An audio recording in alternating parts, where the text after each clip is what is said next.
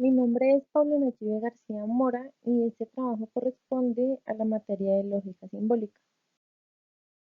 El número que me correspondió fue el 56, el argumento de la división del todo en sus partes de Perelman.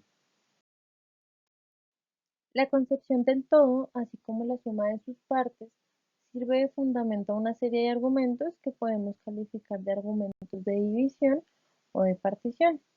Los veremos a lo largo de estas diapositivas.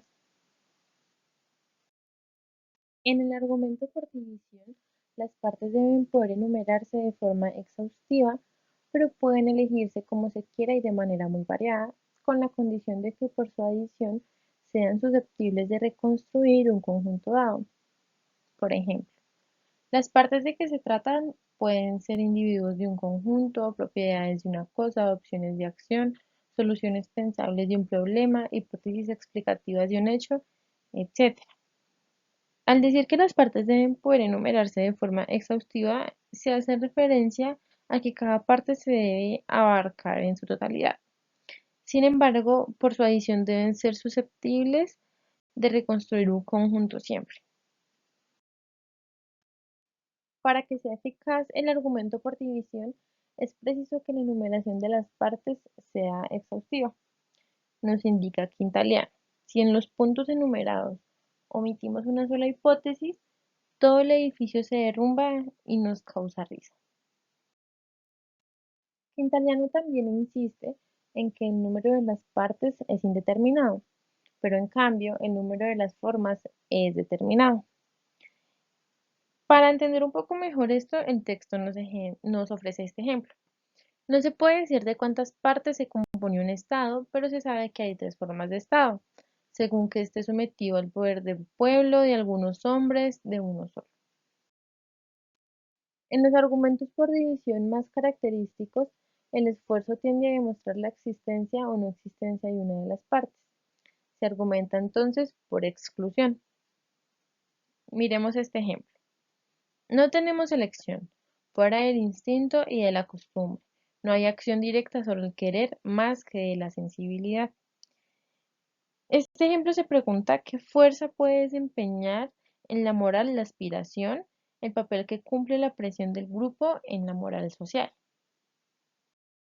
El argumento por división se encuentra en la base del dilema, forma de argumento en el cual se examinan dos hipótesis para concluir que cualquiera que sea la elegida se llega a una opinión, una conducta de igual alcance, y esto por una de las siguientes razones. O bien cada hipótesis conduce cada una a un mismo resultado de valor idéntico, o bien acarrean en cada caso una incompatibilidad con una regla a la cual se estaba ligado. Aplicando el modelo de Touling, el dato es la evidencia de que algo de un todo no corresponde a sus partes con excepción de una.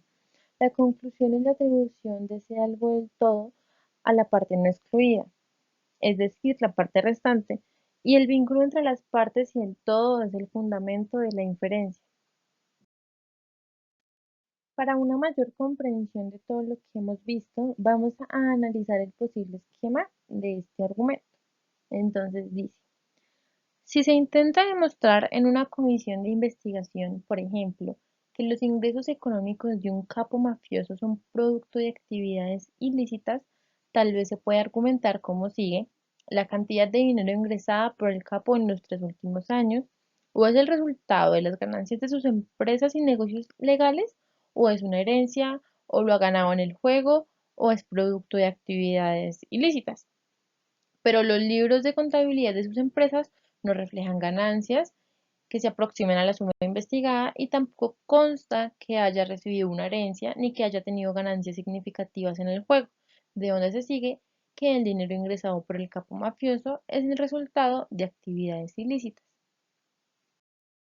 Entonces, como podemos ver en el ejemplo anterior, nos encontramos en un argumento de división de las partes, donde la enumeración de sus partes es exhaustiva, de manera en que queda excluida toda posibilidad de una excepción. Entonces, la división del todo puede variar en el número y la denominación de las partes, pero siempre tiene que ser completa. Esto quiere decir que las partes tienen que completar de alguna manera el todo.